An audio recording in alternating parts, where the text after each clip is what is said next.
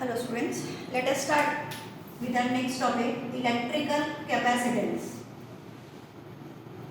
Definition लिखिए. It is a electrical capacitance definition. It is the ability of a conductor to store electrical charge.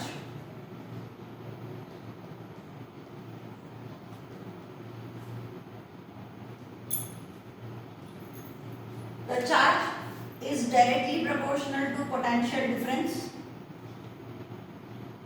So Q directly proportional V. Q is equal to CV. Q charge है, C is capacitance and V is potential difference. The unit of capacitance is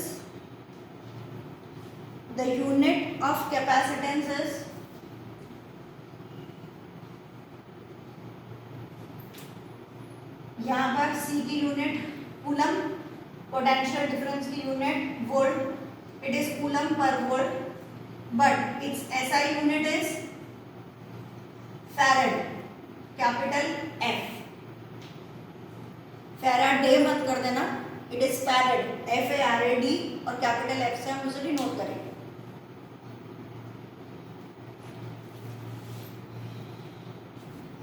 अब पता है 1 microfarad अगर हम लोग बोलते हैं तो 1 microfarad is equal to 10⁻⁻⁶ farad.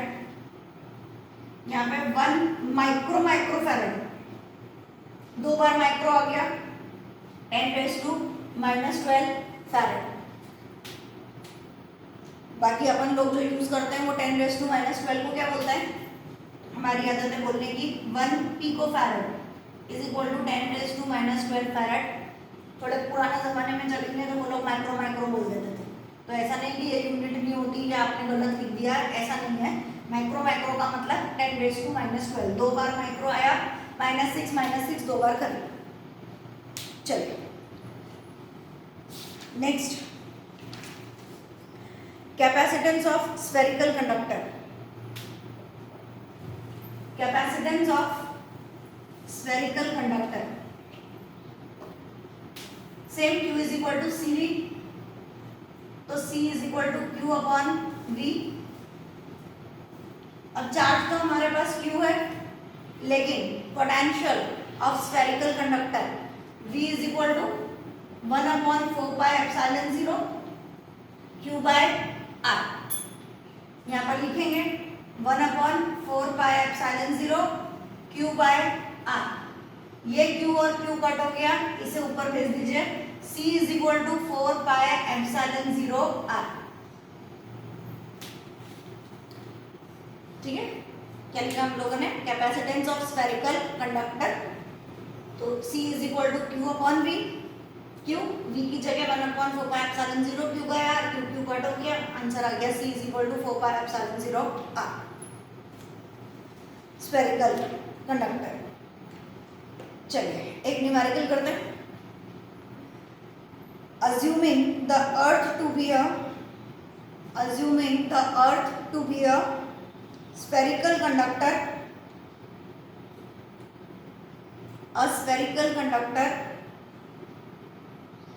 of radius 6400 kilometer, calculate its capacitance.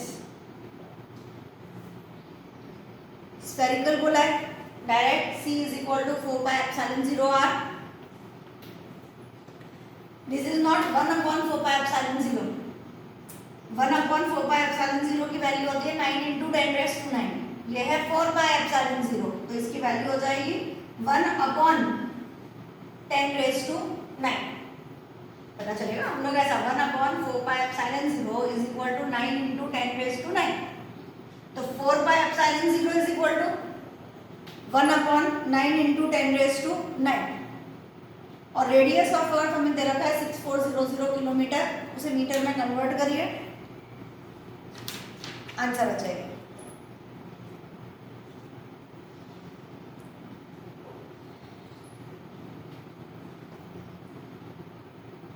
Next heading, principle of capacitor. Answer बताना है मुझे। आंसर इज 711 माइक्रोफैरड, 711 माइक्रोफैरड और 7.11 इंटू 10⁻⁻⁴ फैरड। चलो next heading, principle of capacitor.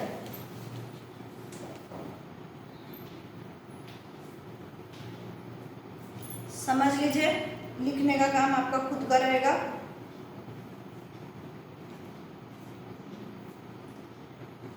कल भी समझाया था कि कैपेसिटर और कंडक्टर ये दो अलग अलग लैंग्वेज है, यूं एक दूसरे पे इंटरडिपेंडेंट है, बट फिर भी हमें समझ आना चाहिए कि कंडक्टर का मतलब होता है डिवाइस या substance element which conducts electricity या in which charges can flow is called as conductor, है ना। इसीलिए आपको चैप्टर की शुरुआत में पढ़ाया गया था कंडक्टर, इंसुलेटर और डाइलेक्ट्रिक। हम अब क्या पढ़ रहे हैं, कैपेसिटर। कैपेसिटर मतलब एक प्रॉपर्टी, किसकी property, it is a property या इट इज अ डिवाइस, ऐसा वर्ड यूज कर लीजिए कि capacitor, what is capacitor, it is a device which is used for storing charges. कभी सुना है पंखे में कैपेसिटर लगा हुआ होता है, बोला जाता है कि कैपेसिटर खराब हो गया होगा उसे बदल दो, इसीलिए ये धीरे धीरे चल रहा है। यानी चार्ज स्टोर करने की जो कैपेसिटी है वो कम हो जाती है। हम लोग हमेशा करंट से क्या करते हैं, चार्ज लेते हैं और फिर उस चार्ज से हमारे फैन को घुमाते हैं, कैपेसिटर। तो what is capacitor, it is a device which is used for storing charge. अब क्वेश्चन ये है कि वो चार्ज स्टोर कैसे करता है, या दूसरा क्वेश्चन कि हम उसमें चार्ज स्टोरेज की कैपेसिटी कैसे इंक्रीज कर सकते हैं। ये आपका बहुत कंसेप्चुअल क्वेश्चन है, आप लोगों से डायरेक्टली कोई ऐसा नहीं पूछ रहा, लेकिन फिर भी कॉन्सेप्ट वाइज उसके ऊपर क्या घुमा फिरा के आ सकता है मेरे को नहीं मालूम, इसीलिए मैं आपको लैंग्वेज नहीं लिखवा रही हूँ, आपको खुद को समझ के लिखना है। देखिए हम लोगों ने एक प्लेट ली, एक इसको चार्ज दिया, यहाँ पे आ गया प्लस चार्ज, इस प्लस के कारण इस साइड भी हम यहाँ नहीं बोल रहे कि इंडक्शन हो रहा है, नहीं, हमने सिर्फ क्या बोला, हम उसे चार्जेस देते जा रहे हैं। तो जब एक साइड फिलअप हो गई तो यहाँ पर भी चार्जेस डिस्ट्रीब्यूट होना चालू हो गए। अब दोनों जगह जब चार्ज डिस्ट्रीब्यूट हो गए तो ये अपनी एक मैक्सिमम कैपेसिटी पर पहुंच जाएगा। What I said, maximum capacity, है ना। एक प्लेट की अपनी एक कैपेसिटी है कि भाई वो इतने चार्जेस ले सकता है, उसने ले लिए। इससे ज़्यादा चार्ज अगर आप दोगे तो वो चार्जेस वो रखेगा ही नहीं, कहीं ना कहीं वो आगे की तरफ फेंकना चालू कर देगा, वो रख ही नहीं सकता, स्टोर कर ही नहीं सकता। अब क्या किया हम लोगों ने, एक और प्लेट ली, सेकेंड प्लेट, उसको हम लोगों ने नाम दिया बी। यहाँ से थोड़ा सा गैप में रखना पड़ेगा, ऐसा नहीं कि बस बर्गर चिपका ली, ऐसा नहीं कर सकता, क्योंकि अगर हमने ऐसा बोल दिया कि दोनों, तो फिर दो थोड़ी है, ये एक ही हो गई, तो ऐसा नहीं, दोनों के बीच में थोड़ा सा गैप शो करेगा। अभी क्या हुआ, ये प्लस के कारण इसके ऊपर क्या होंगे, चार्जेस विल बी इंड्यूस्ड, क्या आया वर्ड, इंडक्शन, इंड्यूस्ड, 1 2 3 4 5 6। ये वाले प्लस के कारण इधर की तरफ आ गया माइनस। अब इस माइनस के कारण दूसरी साइड क्या होगा, वापस ऑपोजिट प्लस, है ना मैम, ये बेईमानी है, आपने यहाँ प्लस के बाद माइनस नहीं दिखाया और यहाँ माइनस के बाद प्लस दिखा दिया, बेईमानी नहीं है बच्चा। यहाँ पर हम लोग बोल रहे हैं कि उसे चार्ज दे रहे हैं, हमने उसे चार्जेस दिए, तो जब चार्जेस देते जा रहे हैं तो पॉजिटिव पॉजिटिव चार्ज उसके ऊपर एक्यूमुलेट होता जा रहा है। अब जब दूसरी प्लेट आई तो उसकी प्लेट के ऊपर इंडक्शन है और दूसरी साइड उसके ऑपोजिट चार्जेस डेवलप हो गए, या चार्जेस डेवलप हो रहे, हम दे नहीं रहे, चार्जेस डेवलप हो रहे। अब क्या हुआ, चलो इसको भी समझते हैं। जैसे ही इस प्लेट के सामने नेगेटिव पार्ट आया, बात पता चलेगी, ये पॉजिटिव प्लेट के सामने ये नेगेटिव पार्ट आया, तो हम लोग बोलेंगे कि the potential of plate A is slightly decreased due to the presence of negative charges on plate B. यहाँ नेगेटिव इंड्यूस होने के कारण यहाँ पर क्या हुआ, बहुत स्लाइट पोटेंशियल डिफरेंस, जो पोटेंशियल था उसका वो कम हो गया। भाई आपके पास में आपके चार्जेस थे, ये चार्जेस आपके पूरे हैं, लेकिन यहाँ पर जब आपने इंडक्शन किया तो इंडक्शन के कारण यहाँ नेगेटिव चार्जेस डेवलप हो गए, डेवलप भी हो गए, सब कुछ हो गया। ये वाली साइड की बात कर रहे हैं, ये पॉजिटिव साइड, ये नेगेटिव साइड, ये ऐसा। इन नेगेटिव चार्जेस के कारण ये जो पॉजिटिव वाला पार्ट है इसके ऊपर स्लाइट पोटेंशियल की कमी है। जैसे आप लोग यहाँ क्लास में बैठे हुए हैं ना, आप अपनी जगह पर बैठे हुए हैं, लेकिन अगर कोई व्यक्ति एंटर होता है वो आपको परेशान नहीं कर रहा, लेकिन फिर भी उसकी एंट्री से क्लास कैसी होती है, थोड़ी सी डिस्ट्रैक्ट होती है। अगर मैं पढ़ाते पढ़ाते अभी आप लोगों को इधर देखना चालू कर दूँ तो आपको भी कैसा लगेगा कि ज़रूर मैम के पास वहाँ कोई आया होगा जो मैम ने उधर की तरफ देखा, डिस्ट्रैक्शन हुआ ना। तो वही वाली बात चल रही है कि यहाँ पर ये पॉजिटिव चार्जेस के कारण, सॉरी नेगेटिव चार्जेस के कारण ये पॉजिटिव वाली प्लेट का जो पोटेंशियल है वो थोड़ा सा डिक्रीज हुआ due to the presence of negative charges on plate B. The potential of plate A slightly decreases, हल्का सा कम। जैसे ही कम हुआ, पोटेंशियल डिफरेंस तो बराबर होना चाहिए, कहाँ से कम मूव करता है, always from higher to lower. जैसे ही हमने बोला ये लो हो गया, तुरंत हम तो चार्ज दे ही देते हैं कि और चार्ज लेना चालू हो गया। प्लेट वही है लेकिन चार्जेस इसके ऊपर और एक्यूमुलेट हो गए। बात पता चली?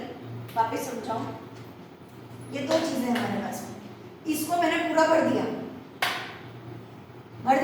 पूरी जगह इसकी बढ़ चुकी। अब ये सामने आया, यहाँ पर अपना नेगेटिव नेगेटिव नेगेटिव पार्ट आ गया।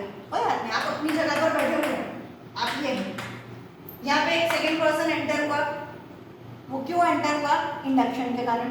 आपने बोला कि अरे भाई बढ़िया पढ़ा रही है मैम, तुम्हें तो वहाँ जाना ही चाहिए, जाओ मैम के पास पढ़ो। आपने ही अपने फ्रेंड को इंसिस्ट किया, ये नेगेटिव चार्ज यहाँ पे डेवलप हो गया, वो डेवलप इंड्यूस्ड हो गया, है ना, प्रॉपर लैंग्वेज इंड्यूस हो गया। अब क्या होगा, आप अपनी जगह बैठे हुए हैं और ये आपके सामने आ गया, आपका डिस्ट्रैक्शन बढ़ा, आपका पोटेंशियल कम हो गया। फाइन, अब क्या करना पड़ेगा, जैसे ही पोटेंशियल कम हुआ अपने को वापस से क्या करना पड़ेगा, चार्ज और देना पड़ेगा, just to increase your potential. मेरी आवाज इतनी तेज करनी पड़ेगी कि तुम्हें क्या करना, कोई आया है तो आने दो, तुम्हारा ध्यान मेरी तरफ होना चाहिए। ये मैंने मेरा पोटेंशियल जैसे ही बढ़ाया, आपका ध्यान वापस मेरी तरफ हो गया। कोई आया नहीं आया आपको कोई फर्क नहीं पड़ा, आप वहीं के वहीं हैं, चार्ज वहीं का वहीं है, प्लेट वहीं की वहीं है। अब उसके ऊपर और चार्जेस आ गए। क्या हुआ, हम लोग कैपेसिटर की बात कर रहे हैं, कैपेसिटर का काम है टू स्टोर चार्जेस। अब ये और ज़्यादा स्टोर कर रहा है, अब और ज़्यादा करवाना है। अब और ज़्यादा कैसे करवाएं, ये जो पॉजिटिव पार्ट है इस पॉजिटिव पार्ट को अर्थ कर दो। अर्थ कर दो मतलब अर्थिंग जिसे बोलते हैं हम लोग, न्यूट्रल वायर। तो ये जितना भी पॉजिटिव है ये कहाँ चला जाएगा, जमीन में। अब ये नेगेटिव के कारण वापस यहाँ पे क्या इंड्यूस हो जाएगा, पॉजिटिव। फाइन, जैसे ही यहाँ पे फिर नेगेटिव इंड्यूस करा अपन लोगों ने, वापस इसका पोटेंशियल थोड़ा और कम हुआ। ये पोटेंशियल कम हुआ, थोड़े चार्ज और दे दो, फिर वापस इसको क्या कर दो, अर्थ कर दो, फिर पोटेंशियल कम होगा और चार्ज देते जाओ।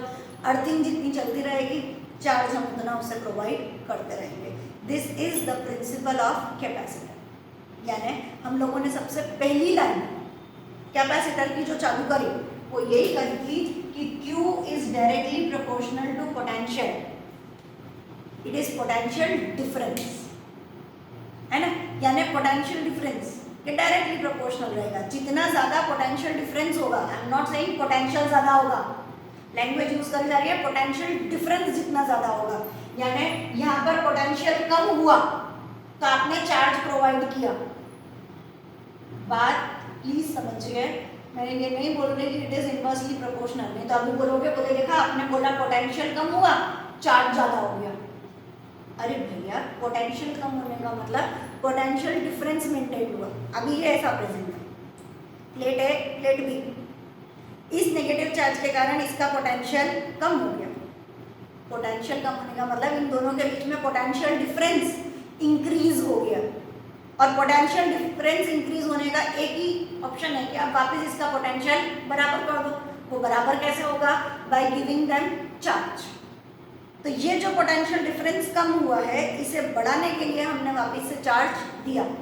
Q is directly proportional to potential difference.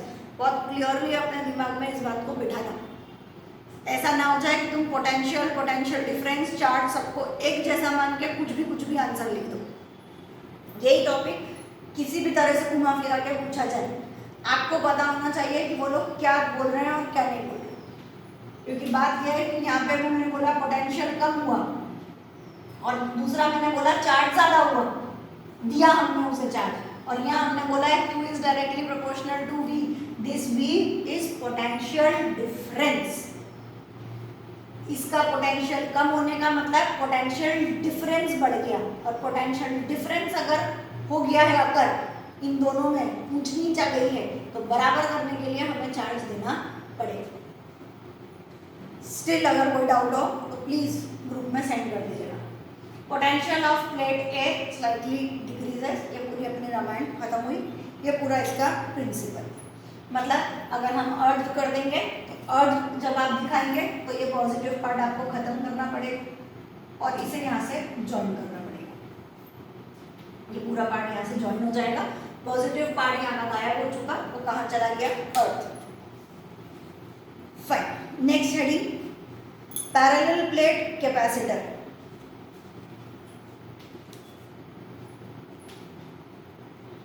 ये वाला टॉपिक आपको अपने आप लिखना है। कौन सा वाला? ये वाला जो पढ़ाया था। पैरेलल प्लेट कैपेसिटर में डेरिवेशन करवा लो। पैरेलल प्लेट कैपेसिटर में हमने दो प्लेट्स ली, एक प्लेट ए एक प्लेट बी।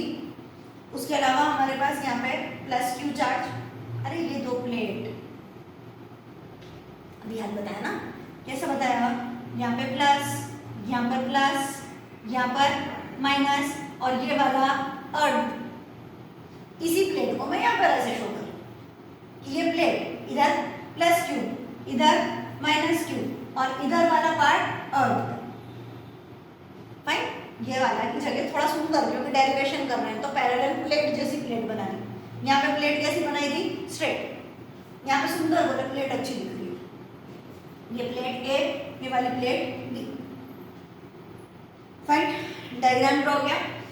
अब इन दोनों प्लेट्स के बीच का डिस्टेंस d और दोनों प्लेट्स का area is equal to capital A. Plate का नाम ए और B, area is equal to है, और दोनों प्लेट्स के बीच का डिस्टेंस स्मॉल d। ये सब आपको अपने आप लिख लेने का। आगे हम लोग चालू करेंगे।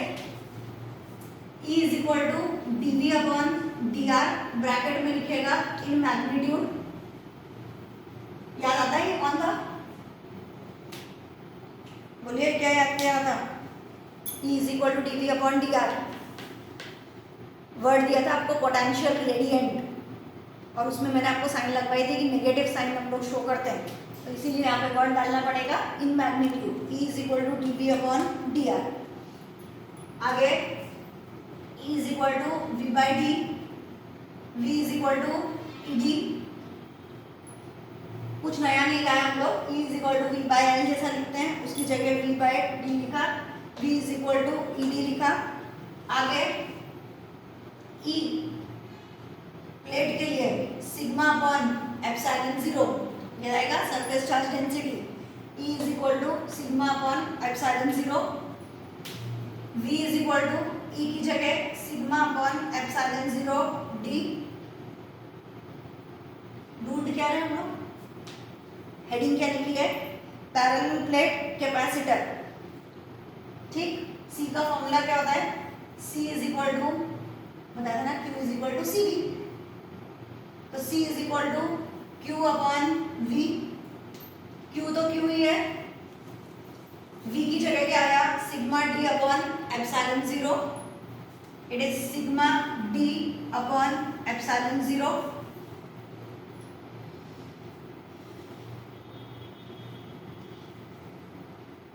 सिग्मा क्या होता है? सरफेस चार्ज डेंसिटी, उसकी वैल्यू पुट अप कर देते हैं। Q एप्सिलॉन 0, सिग्मा की जगह हम लोग लेंगे q bye a, it is q upon a d, q और q कट, a को ऊपर भेजिए, आंसर आ जाएगा एप्सिलॉन 0 a बाय d। वापिस बताओ, छोटा सा पार्ट अगर लेंगे तो e is equal to D V by D R, मुझे इतना छोटा सा पार्ट नहीं चाहिए, मैंने तो पूरा ही लिया।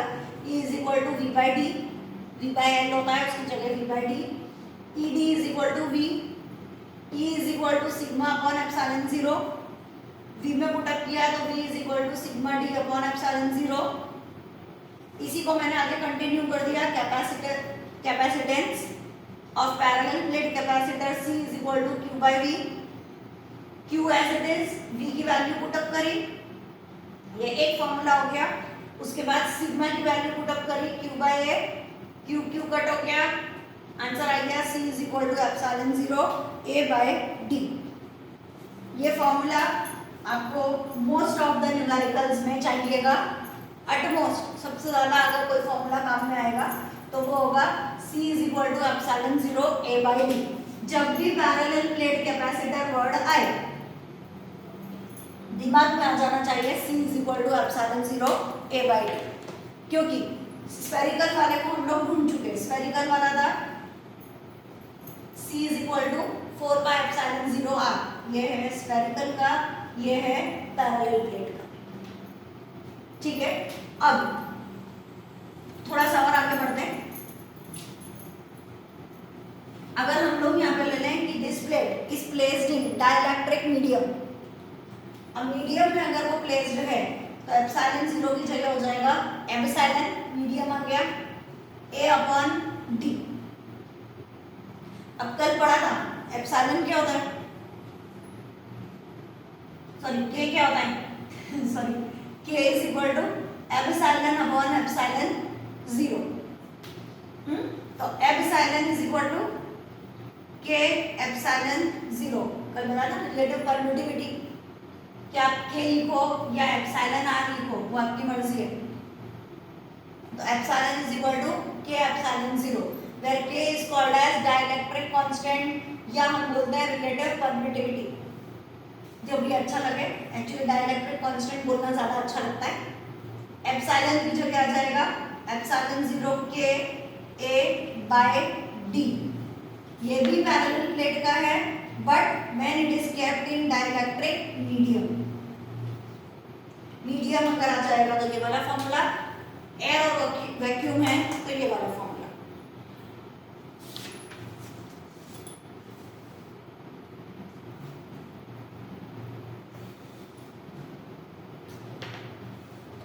ठीक, अब जब भी हम लोग आगे अभी अपन सर्किट वगैरह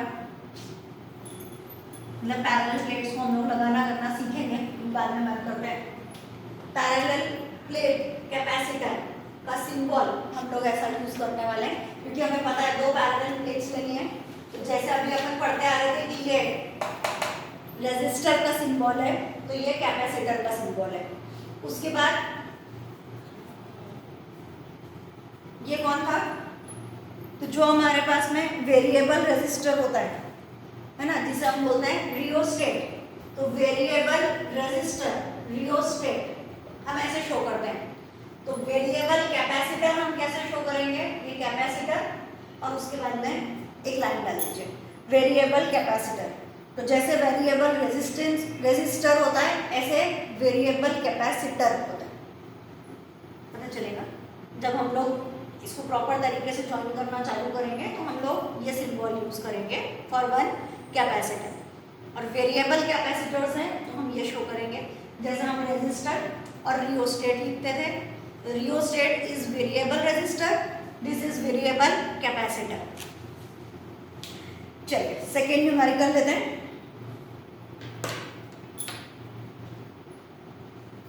What is the area of plates? What is the area of plates of 2 farad parallel plate capacitor given that separation between the plates is given that separation between the plates is 0.5 centimeter.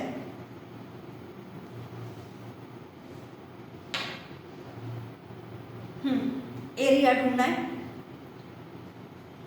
दे रखा है आपको 2 farad parallel plate capacitor. Parallel plate word आते ही आपके दिमाग में formula आएगा C is equal to epsilon 0 A by D. A ढूंढना है, it is CD upon epsilon 0। C आपको दे रखा है 2, D दे रखा है 0.5 सेंटीमीटर, दैट इज 0.5 इंटू 10⁻², और एप्सिलॉन 0 इट इज 8.854 इंटू 10⁻²। अब तक रट जाना चाहिए। जो भी आंसर आ रहा है ए का वो ढूंढिए। नेक्स्ट क्वेश्चन नंबर 3 लेते हैं। In parallel plate capacitor the capacitance increases from from 4 microfarad to 80 microfarad। 4 micro से 80 माइक्रोफैरड तक जा रहा है। On introducing a dielectric medium between the plates, what is the dielectric constant of the medium? What is the dielectric constant of the medium? K की value हमें ढूंढ कर देनी है इन्हें। दोनों फॉर्मूले आपके सामने ही लिखे हुए अभी तो। C is equal to epsilon 0 A by D और C डैश मीडियम वाला is equal to epsilon 0 K A by D. ऐसे ही हम लोग लिख देते हैं कि C dash is equal to epsilon 0 K A by D और C is equal to epsilon 0 A by D. दोनों को डिवाइड कर दीजिए, क्योंकि C डैश की वैल्यू हमें दे रखी है 80 माइक्रोफैरड, 80 इंटू 10⁻⁻⁶, और C की वैल्यू हमें दे रखी है 4 into 10⁻⁻⁶। Epsilon 0 A by D से epsilon 0 A by D cut हो जाएगा। खाली आपके पास क्या बचा? K। ये भी कट हो गया, बढ़िया। आपके पास आंसर आ गया K is equal to 20। K जो है वो यूनिटलेस डायमेंशनलेस क्वांटिटी रहेगी। Capacitance of a parallel plate capacitor, heading हम लोग लिख रहे हैं the capacitance of parallel plate capacitor when dielectric slab partially fills the, heading बढ़ी है, partially fills the space between the plate।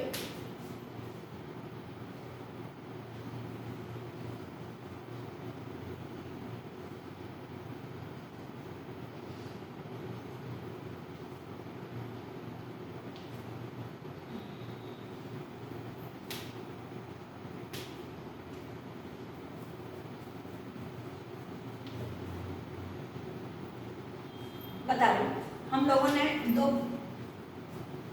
Plate मतलब 1 parallel plate capacitor.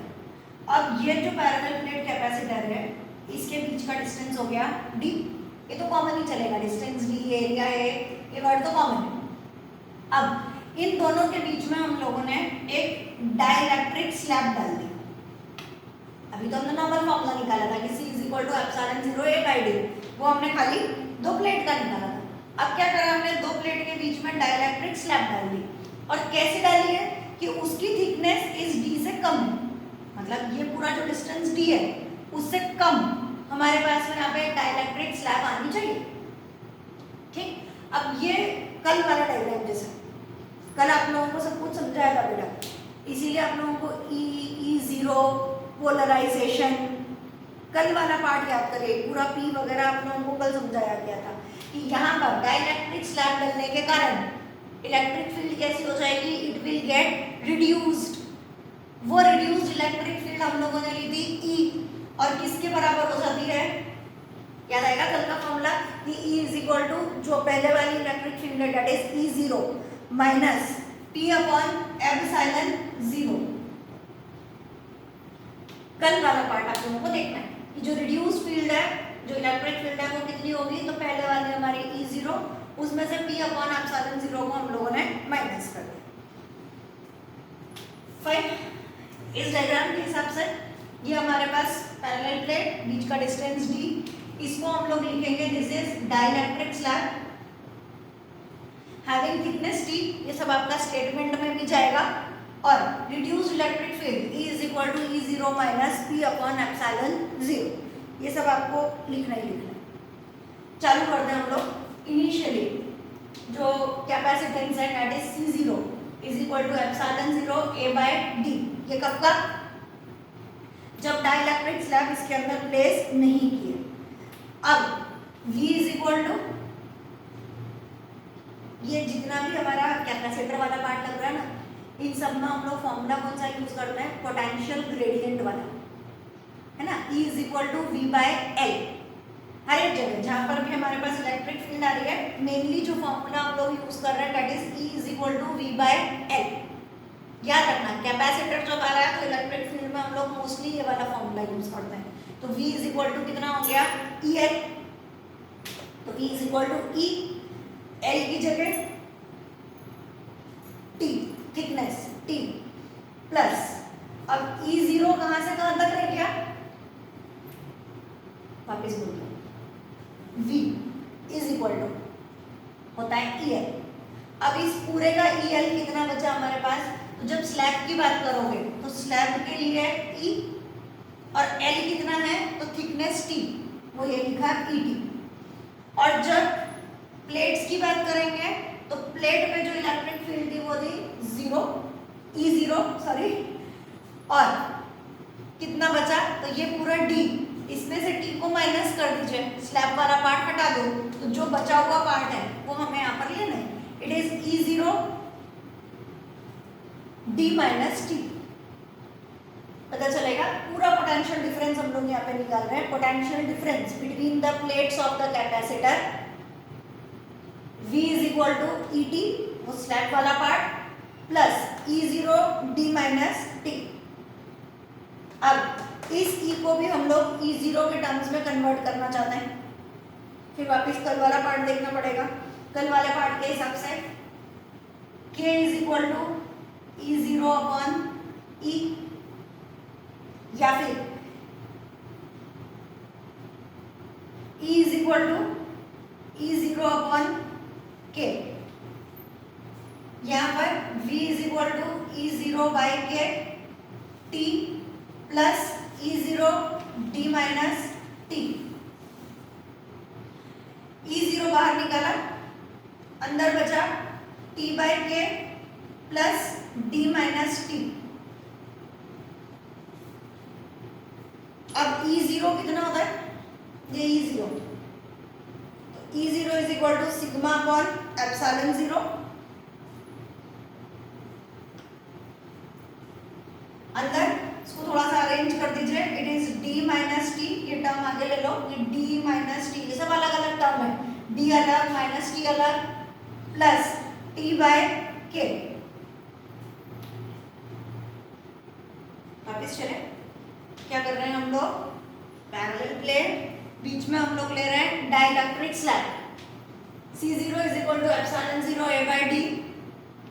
V is equal to जो भी पोटेंशियल डिफरेंस रहेगा वो एक तो हमें चाहिए स्लैब का दैट इज ET, और बाकी बचे हुए वाले का तो E0 D minus T। Solve करिए, E0 कॉमन निकालिए, E0 की जगह हमने लिखा सिग्मा अपॉन एप्सिलॉन 0। अब सिग्मा की जगह आ जाएगा Q बाय A, तो V is equal to Q upon epsilon 0 A। अंदर D, इसमें से इन दोनों में से हम लोग माइनस T कॉमन निकालेंगे। अंदर कितना बचा, यहाँ पे 1, आपने माइनस T बाहर निकाला तो अंदर बचेगा minus 1 by K। This is your formula, final formula for parallel plate capacitor when dielectric medium, the dielectric slab of thickness T is placed between them.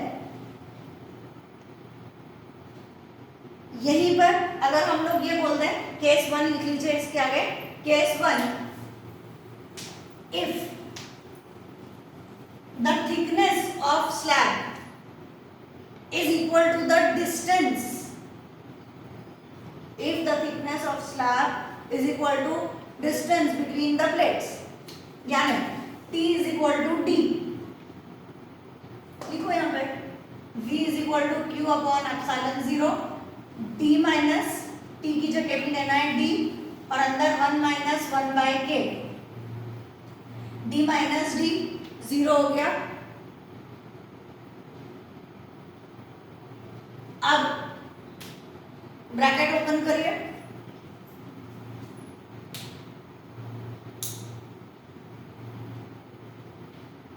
हमारे पास में v की वैल्यू आएगी। एक्चुअली यहाँ पे एक वर्ड रह गया लिखवाने में, सॉरी, हम लोगों को v थोड़ी फाइंड करना है, हम तो कैपेसिटेंस फाइंड करना है, तो c फाइंड करना हमारा यहाँ पर रह गया है, sorry for that. q is equal to cv, c is equal to q upon v, तो it is q upon v की जगह q अपॉन एप्सिलॉन 0 a, यहाँ पे d minus t 1 minus 1 by k, q cut epsilon 0 ऊपर भेज गए। Final answer आपका आएगा c is equal to epsilon 0 a, नीचे d minus t 1 minus 1 by k।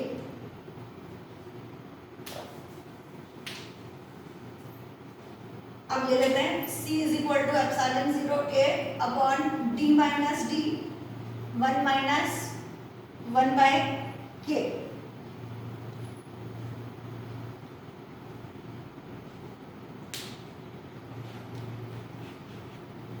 काटाकुटी कर लीजिए, जो आंसर आया वो लिख लीजिए। आज के लिए इतना ही, बाय।